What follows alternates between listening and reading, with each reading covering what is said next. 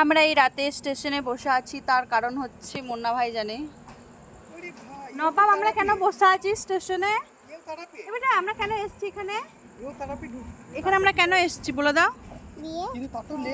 বিয়ে করছে, আগে বলো কোথায় যাবো আমরা। ও জানে না একজন আসছে, তাকে আমরা নিতে এসেছি। নবাবের জন্য একটা সারপ্রাইজ, ওই জন্য আমরা ওকে বলে রেখেছি যে আমরা বিয়ে ঘর যাবো ট্রেনে করে। তো ওটাই ভাবছে, তো চলো যার জন্য অপেক্ষা করছি সে আসুক, তখন নবাবের রিয়াকশনটা দেখবো। টাটা, আসছি পরে। 12টা 2 বেজে গেল, কিন্তু ট্রেন এখন এলো না, যেখানে 10টা 14তে আসার কথা। ফাইনালি